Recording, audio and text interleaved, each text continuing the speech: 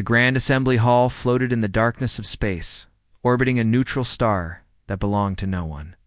Inside, thousands of representatives from hundreds of species filled the curved seats that rose like waves toward the ceiling. Lights of blue and gold flickered across the walls.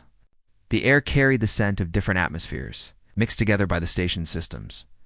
Ambassador Kim Tae stood alone at the center of the chamber. He was a human man in his 50s, with gray hair and calm eyes. He wore the simple black uniform of Earth's diplomatic corps. No medals, no decorations.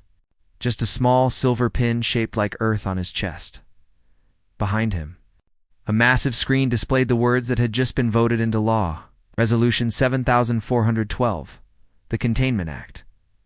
Elder Varoth of the Kel Empire rose from his seat. He was ancient, even by Kel's standards.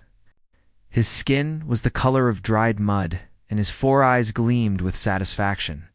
When he spoke, his voice echoed through the chamber like stones falling into a well. The vote is final, Vorath announced. Humanity is hereby forbidden from expanding beyond their current 12 systems.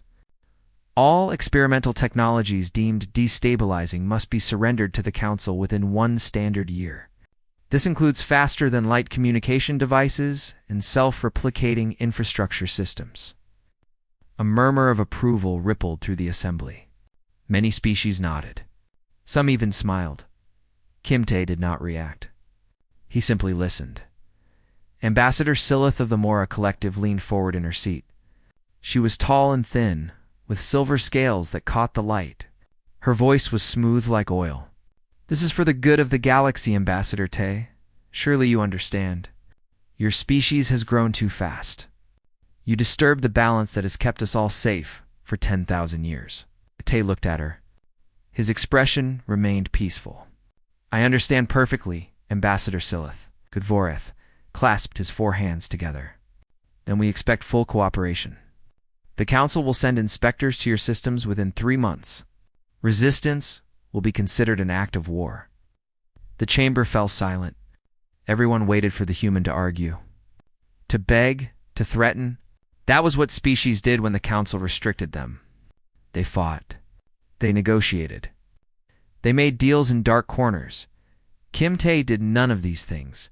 Instead, he took a slow breath. He looked around the chamber, meeting the eyes of as many representatives as he could. Then he spoke, and his voice was clear and steady. 300 years ago, humanity came to the stars. We were young. We were eager. We looked at the galaxy and saw not enemies, but potential friends. Potential family. He paused. We were wrong. Borath's eyes narrowed. What is this? For 3 centuries, we have served this council faithfully, Tae continued. We maintained 60% of your communication relays. Our medical teams traveled to the farthest colonies, healing diseases that other species would not touch. Our engineers built and repaired stations that everyone uses but no one wanted to fund. We asked for nothing in return except respect. He gestured at the screen behind him.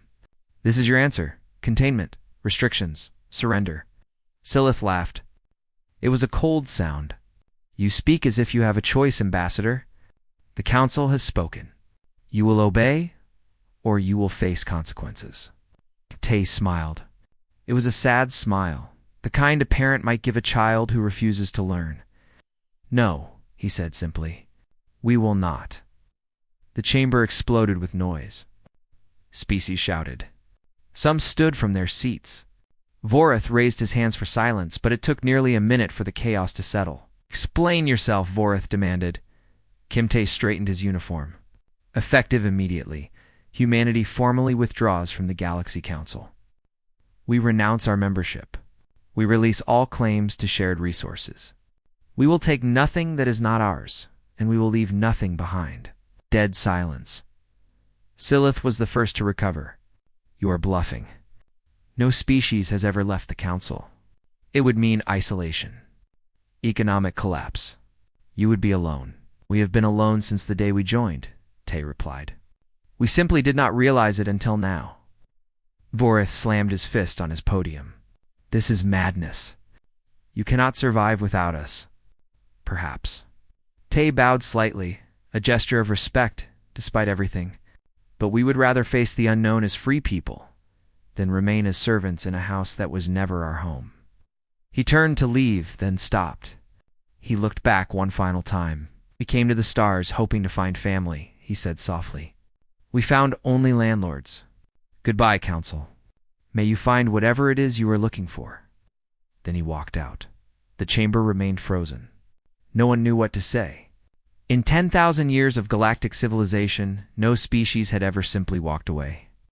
It was unthinkable, impossible. And yet the human ambassador's seat was empty.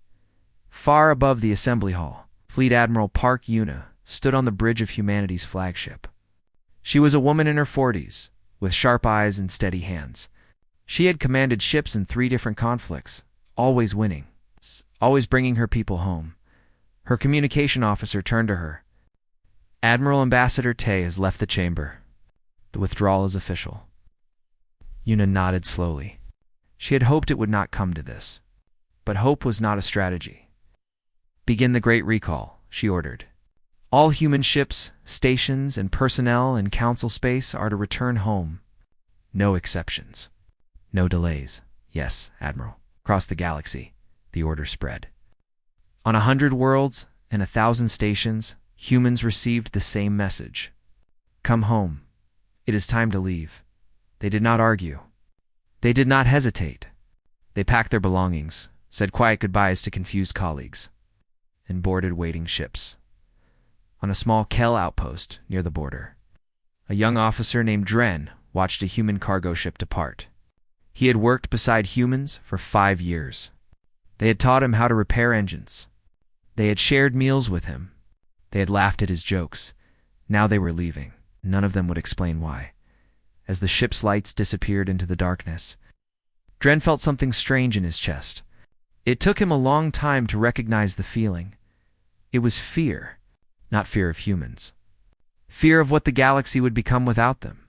He did not know yet how right he was. 3 months passed, and the galaxy celebrated. Elder Vorath gave speeches about the new era of stability. Ambassador Silith smiled for the news broadcasts, explaining how the Mora Collective would fill the gap left by the humans. Trade routes were divided among the great powers. Resources were claimed. Everyone congratulated themselves on solving the human problem. On the surface, everything seemed fine. But beneath the surface, cracks were already forming. The first sign came from the communication network. On a normal day, messages could travel across the galaxy in hours. The relay stations that made this possible floated in the void between stars, quiet and reliable. Most species had forgotten they even existed. Then the messages started arriving late. Hours became days. Days became weeks. A Kel technical team was sent to investigate. They found that 17 relay stations had gone offline. The equipment was old, the systems outdated. Repairs were needed. Simple repairs, really. The kind that human technicians used to complete in a single day. But there were no human technicians anymore. The Kel team tried their best. They studied the systems. They consulted manuals. 3 weeks later, they managed to repair 1 station. 1 out of 17. More stations failed in the following months. Soon, the entire eastern arm of the galaxy was nearly silent. Colonies sent messages that took months to arrive. Emergency calls went unanswered. Ships got lost because navigation data was too old to be useful. Trademaster Orith of the Ven species watched his empire crumble. He was a merchant, born into a family of merchants, trained from birth to move goods across the stars. For 60 years, he had built a network that connected hundreds of worlds. Now that network was falling apart. He sat in his office on Ven Prime, staring at reports he could not understand. Shipments were delayed. Contracts were broken. Medicine that should have reached distant colonies was rotting in warehouses because no one could coordinate the deliveries. Why is this happening? He asked his assistant. The assistant hesitated. Sir, the human merchant fleet used to handle most perishable cargo. They had specialized ships with medical-grade storage. They volunteered for the routes no one else wanted. Volunteered. Orith frowned. They were not paid? They were paid, sir, but they also did extra work. Free deliveries to poor colonies. Emergency runs during crises. They said it was their duty. Orth leaned back in his chair. He had never thought about this before. Humans had always been there, doing their work quietly, asking for nothing except basic respect, and now they were gone. Far across the galaxy, a different kind of disaster was unfolding. The horror plague had returned. It was an old disease, nearly forgotten. It had killed millions before the Council developed a vaccine. For the past 50 years, medical teams had traveled to every corner of the galaxy, making sure everyone was protected. Most of those teams had been human. The plague appeared first on a small moon near Kel Space. Then it spread to a space station. Then to a transport ship. Within weeks, it had reached 3 separate systems. The Council tried to respond. They sent ships with medicine. But the medicine was wrong. The formula had changed over the years, and only the human medical corps had kept proper records. The doctors tried their best, but they did not have the training. The equipment was unfamiliar. The patients kept dying. On Earth, historian Choi Nari recorded everything. She was an old woman now, with white hair and gentle eyes. She had spent her life studying the relationship between humanity and the galaxy. She had warned the Council many times. She had written papers explaining how much the galaxy depended on human contributions. No one had listened. Now she sat in her small home near the ocean, watching news feeds from across the stars. She saw the communication failures. She saw the trade collapse. She saw the plague spreading through Kel Space. She felt no satisfaction, only sadness. They never understood, she said to her grandson, a young man named Li Huan, who worked as an engineer. They thought we were just another species. They did not see that we had become the glue holding everything together. Li Huan nodded. He was working on something at his desk, complex blueprints spread out before him. What will happen to them, grandmother? I do not know. Nari turned off the news feed. But I know they must learn to survive on their own. We cannot save them. We should not save them. They must grow up. Back in Council space, Dren was learning the truth. He had left the Kel military after the human withdrawal. Something had changed in him that day, watching the cargo ship disappear. He could not explain it, but he could not ignore it either. Now he spent his days in the archives, reading old records. What he found shocked him. Humans had been everywhere. Not as conquerors.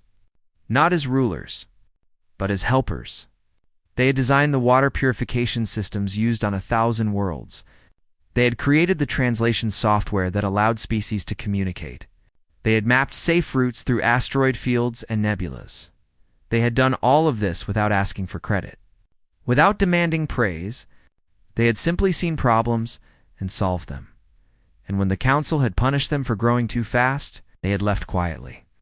They had not argued. They had not fought. They had simply said goodbye and walked away. Dren closed the archive file and stared at the ceiling. He thought about Elder Vorath, who had been so proud of the Containment Act.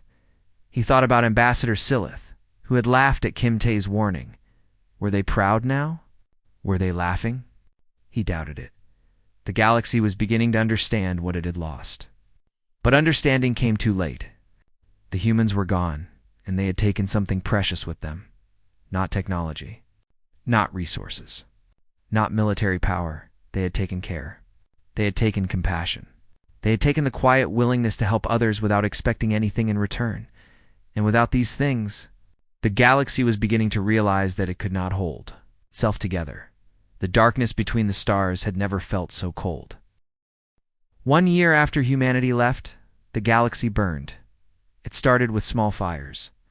A border dispute between the Kel Empire and the Mora Collective. A trade disagreement between the Ven merchants and their clients. An argument over mining rights in a distant system. In the old days, humans would have mediated these conflicts. They would have sat both sides down, listened to everyone, and found solutions that no one else could see. They were trusted by all because they wanted nothing except peace. But the humans were gone. And without them, small fires grew into infernos. The Kel Empire was the first to break. For thousands of years, the Empire had ruled through strength and tradition. Elder Vorath had been its symbol, a living reminder of ancient power. But Vorath's power was built on a foundation that humans had quietly maintained. When that foundation crumbled, so did the Empire. The outer colonies rebelled first. They were far from the capital, forgotten by the central government. For decades, human aid workers had kept them supplied with food and medicine. Human engineers had kept their stations running. Human teachers had educated their children. Now all of that was gone. The colonies sent messages to the capital begging for help, but the messages took months to arrive. By the time the Empire responded, it was too late. The colonies had declared independence. Vorath sent warships to restore order, but Kel ships were designed for short battles, quick strikes, decisive victories. They were not designed for long campaigns across damaged supply lines. The ships ran out of fuel. The crews ran out of food. The commanders ran out of patience. The war dragged on for months. Millions died. Cities burned. The empire that had stood for 10,000 years began to collapse from within. Vorath himself did not survive to see the end. He died on his flagship, surrounded by enemies who had once been his own people. His last words were never recorded. Perhaps he finally understood what he had done. Perhaps he died still believing he was right. It did not matter anymore. The Mora Collective fell next, though in a different way. Ambassador Silith had been clever. When the humans left, she had moved quickly to seize their abandoned trade routes and resources. She had promised her people a new era of prosperity, but prosperity required innovation. And innovation required creativity. And creativity was something the Mora had always purchased from others rather than developing themselves. Without human engineers to design new ships, the Mora fleet grew old. Without human scientists to improve their technology, the collective stagnated. Without human artists and thinkers to inspire new ideas, the culture withered. Silith tried to hide the decline. She gave speeches about patience. She blamed external forces. She pointed fingers at enemies real and imagined. But her people were not fooled. They could see their worlds growing poorer. They could feel their future shrinking. The revolution came on a quiet morning. Silith was arrested by her own council, charged with crimes against the collective. She was imprisoned in the same facility where she had once sent her political enemies. They say she screamed when they took her. They say she kept screaming that it was not her fault, that she had only done what everyone else wanted. Perhaps that was true. But truth did not save her. Across the galaxy, the pattern repeated. Species that had lived in peace for centuries began fighting. Old hatreds resurfaced. Ancient grudges demanded payment. The Harmony Accords, which had prevented major wars for 200 years, collapsed completely. These accords had been negotiated by human diplomats who spent decades building trust between enemies. Without humans to maintain that trust, the accords became meaningless paper. Trademaster Orith watched it all with growing despair. He had lost his business. His network had collapsed months ago. Now he spent his days trying to help refugees fleeing the various wars. It was not enough. It was never enough. One evening, he sat alone in his ruined office, surrounded by broken screens and empty chairs. He thought about the humans he had known over the years. They had always been so strange, so eager to help, so quick to forgive. He had never appreciated them. He had taken their kindness for granted, assuming it would always be there. Now he understood. Kindness was not guaranteed. Compassion was not automatic. These things had to be chosen every day, by people who cared enough to choose them. The humans had made that choice for 300 years, and the galaxy had repaid them with contempt. On Earth, Fleet Admiral Park Eunice stood on a balcony overlooking the Pacific Ocean. The sun was setting, painting the water in shades of gold and red. It was peaceful here, beautiful. Behind her, Captain Han Seok waited in respectful silence. He had served under her for 15 years. He had never seen her look so tired. Reports are confirmed, he said quietly. The Kel Empire has fragmented into 17 separate states. The Mora Collective is in civil war. At least 40 other species are involved in active conflicts. Una nodded slowly. Casualties. Billions. The plague alone has killed 500 million across 30 systems. Una closed her eyes. She had known this would happen. Everyone had known. But knowing did not make it easier. We did not want this, she said. We simply wanted to be left alone. To live our lives. To raise our children. To build our future without someone else's boot on our neck. I know, Admiral, they called us children. A bitter smile crossed her face. Children who maintained their stations. Children who healed their sick. Children who kept the peace when no one else would. She opened her eyes and looked at Han Seok. Engineer Li Wan reports that the Andromeda Drive is ready for testing. If it works, we can leave this galaxy entirely. Han Seok straightened. Leave the galaxy, Admiral? Yes. Find a new home. Start fresh, somewhere far from the memories of those who betrayed us. She turned back to the ocean. Is that cowardice, Captain? Are we running away? Han Seok considered the question carefully. No, Admiral. I think we are finally choosing ourselves. After 300 years of choosing everyone else, Una nodded. Prepare the fleet. If the drive works, we leave within the year. Far away, in the ruins of a Kel outpost, Dren received word of the human plans. They were building ships for intergalactic travel. They were preparing to leave forever. He sat in the darkness, surrounded by the wreckage of his civilization, and wept. Not for himself. Not for the Kel, but for the galaxy that had driven away the only species that had ever truly loved it. The ship that approached Earth's border was old and damaged. Its hull was scarred from battles. Its engines coughed smoke into the void. It carried no weapons, no shields, no protection of any kind. It carried only passengers. 17 of them from 17 different species. Representing what remained of galactic civilization, Dren stood at the front of the group. He had changed in the 2 years since humanity's departure. The young officer who had watched the cargo ship leave was gone. In his place stood a leader, hardened by war and loss, Kia, but still carrying a spark of hope in his eyes. Beside him was Trade Master Aruth, who had lost everything except his determination to make things right. Behind them stood ambassadors and officials, scientists and soldiers, all united by a single purpose. They had come to beg. Earth's defense grid detected them long before they reached the border. Admiral Park Una reviewed the data with a frown. 17 species. 1 unarmed ship. They're broadcasting a message on all frequencies. Captain Han Seok read the message aloud. We come in peace. We come in shame. We come to ask forgiveness. Please, let us speak. Una was silent for a long moment. Part of her wanted to turn them away. They had hurt humanity. They had taken everything humanity offered and repaid it with punishment. They deserved nothing. But another part of her remembered why humanity had helped in the first place. Not for reward. Not for recognition. But because helping was the right thing to do. Let him through, she said finally. But they meet with Ambassador Tay. This is a diplomatic matter, not a military one. Kim Tay had retired after the withdrawal. He lived now in a small house near the mountains, growing vegetables and reading old books. He was older, slower, but his mind was still sharp. When the call came, he was not surprised.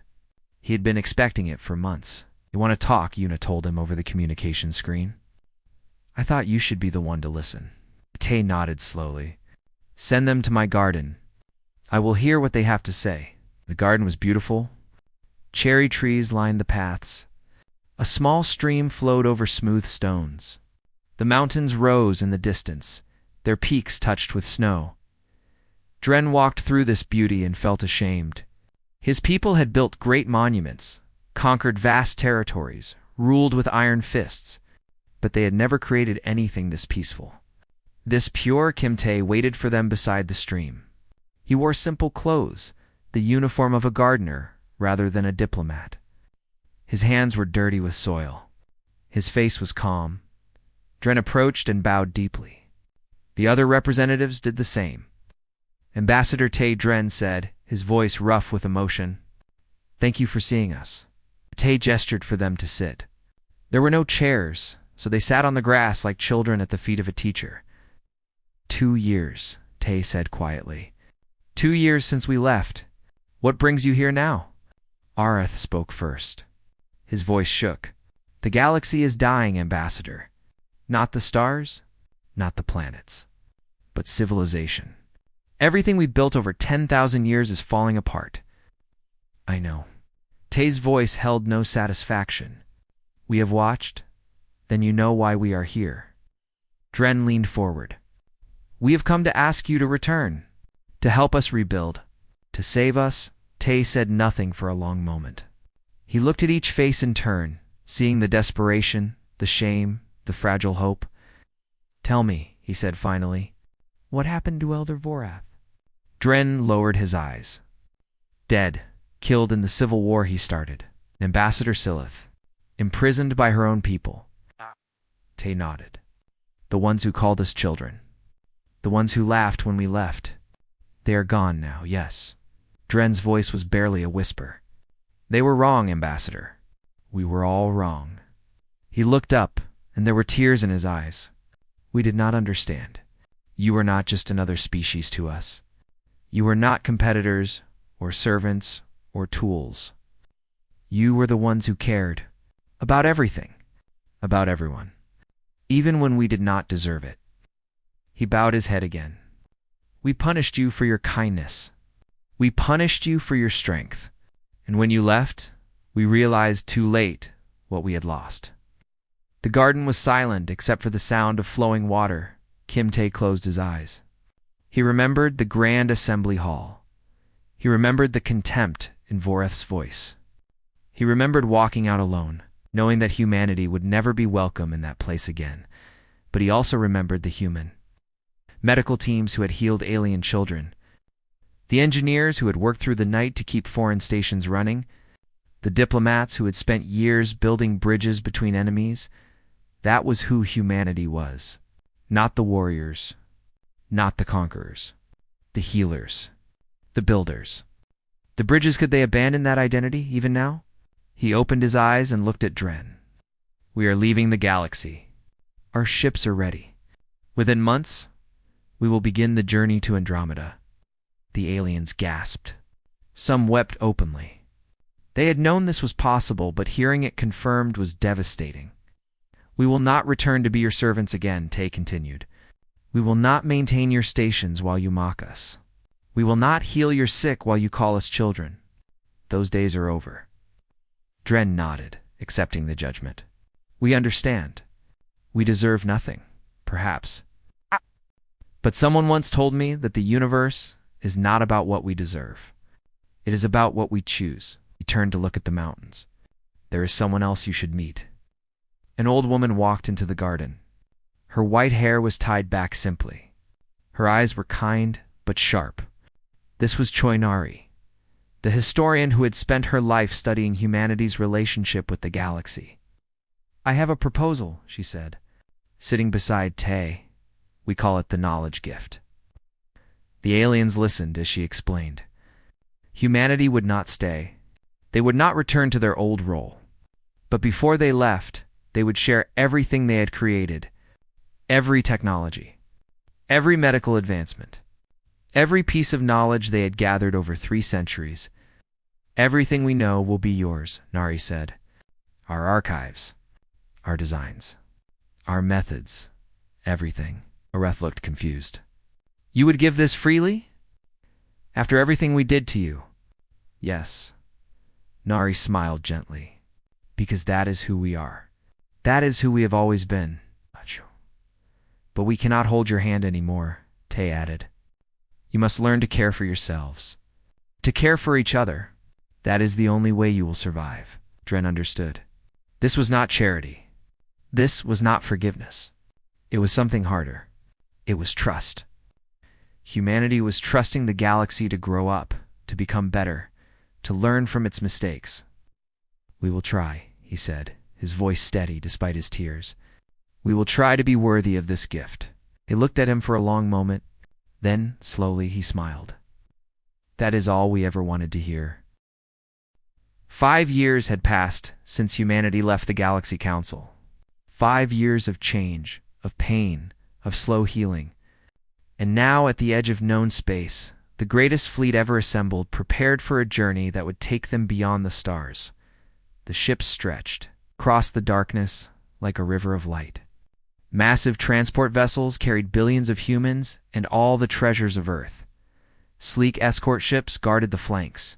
Scientific vessels bristled with sensors and equipment, designed to map the unknown void between galaxies. At the front of the fleet floated the Dawn Horizon, humanity's flagship. Captain Han Seok stood on its bridge, watching the final preparations through the main viewport. Behind him, his crew worked in focused silence. Ow. All ships report ready, Captain, his first officer announced. We await the Admiral's order. Han Seok nodded. They had been waiting for this moment for 3 years. Ever since Engineer Li Wan had successfully tested the Andromeda drive, humanity had been preparing for the Great Migration. Every human who wished to leave had been given a place on the fleet.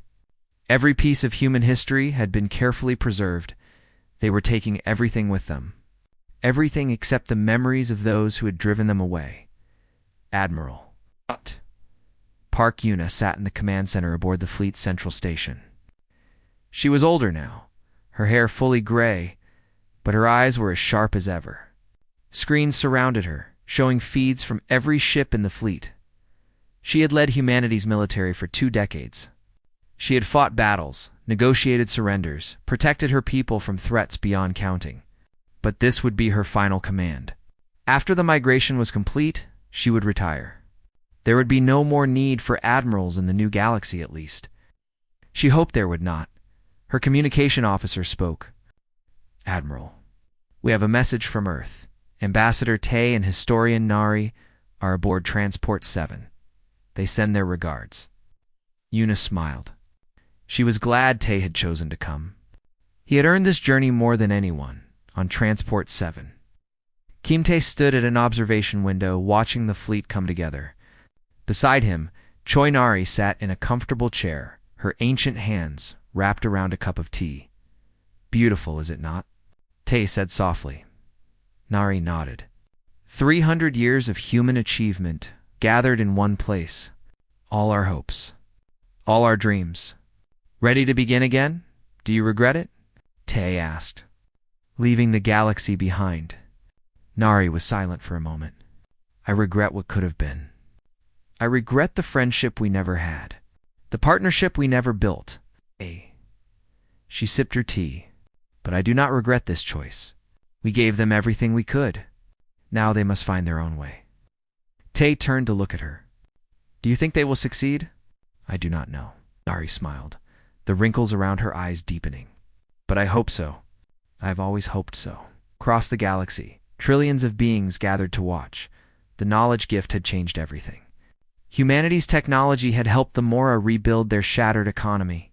Human medical knowledge had finally conquered the Horror Plague. Human engineering designs had repaired the communication network that connected distant worlds. More importantly, humanity's example had inspired change. Species that had once fought over scraps now worked together. Enemies who had hated each other for millennia began talking. The galaxy was still broken, still healing. But it was no longer dying. Dren stood in the assembly hall of the new interspecies coalition. He had risen far in the past 5 years, becoming one of the leaders of the effort to rebuild galactic civilization. Around him, representatives from hundreds of species watched the broadcast from the galactic edge. Today, we say goodbye to humanity, Dren announced, his voice carrying across the hall. They taught us many things. How to build. How to heal. How to communicate across the void. He paused. But the most important lesson they taught us was about ourselves. They showed us who we could be, if we chose to be better. He looked at the screen, where the human fleet glowed against the darkness. We failed them. We drove them away. And now, they leave us forever. His voice cracked, but he continued. Let us honor their memory by becoming worthy of the gifts they gave us. Let us build a galaxy they would have been proud to call home. The assembly fell silent. On every world and every station, beings of countless species watched and remembered. On the dawn horizon, Captain Han Seok received the final confirmation. All ships ready, Captain? The Admiral is waiting for your signal. Han Seok took a deep breath. He thought about Earth, now empty of humans. He thought about the centuries his species had spent trying to find their place among the stars. He thought about the rejection, the pain, the long journey that had brought them to this moment. Then he thought about what lay ahead. A new galaxy, a new beginning, a chance to build something beautiful without the weight of old sorrows. Signal the Admiral, he said. We are ready. Admiral Yuna received the message and stood. This was it. The moment humanity had been building toward for 5 years. The moment they stepped beyond everything they had ever known, she opened a fleet-wide channel. Her voice reached every ship, every human in the vast armada. This is Admiral Park Yuna. 5 years ago, we left the Galaxy Council. We did not leave in anger. We did not leave in hatred. We left because we were tired. Tired of being punished for helping. Tired of being called children while we held the galaxy together. She paused, letting her words settle. Today we leave this galaxy forever. We go to find a new home, a place where we can grow and dream and build without limits. Some will say we are running away. Some will say we are abandoning those who need us. Her voice hardened. They are wrong. We are not running. We are choosing. Choosing our own future. Choosing our own destiny. For the first time in 300 years, we are choosing ourselves. She looked at the screens showing the fleet, the countless ships carrying humanity's future. Activate the Andromeda drive. Take us home. Across the fleet, engines hummed to life. The Andromeda drives Li Huan's masterpiece. The technology that would carry humanity across the void began to glow with soft blue light.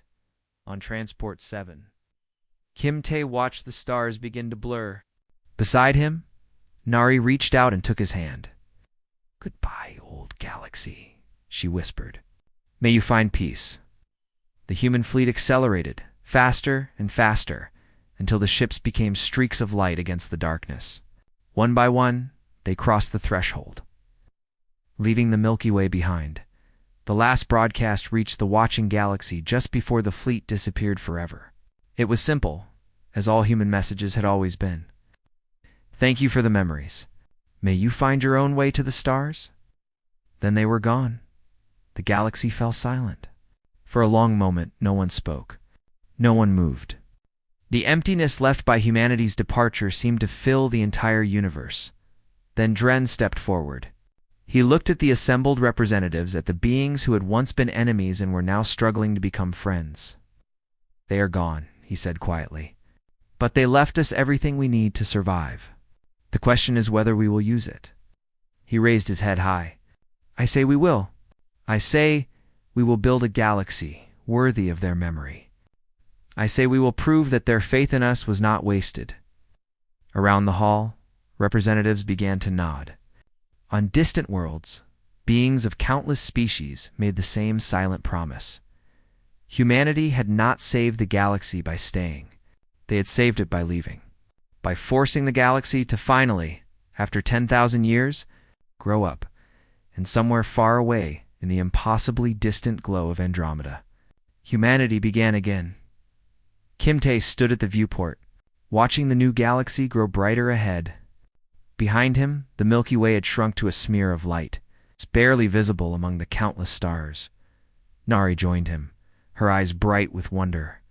Do you think they will ever find us? Tae smiled. Perhaps. In 1,000 years? In 10,000 years? Someday, they may learn to cross the void as we have. If they do? Tae thought of Dren, weeping in his garden. He thought of Orith, humbled and broken, but still trying to help. He thought of all the beings who had watched them leave, who had promised to do better. They do, he said. I hope we will be ready to welcome them. The dawn horizon sailed onward, carrying the last light of human civilization into the unknown. Behind them, the universe had shifted. Nothing would ever be the same, and somehow, against all odds, that was exactly as it should be.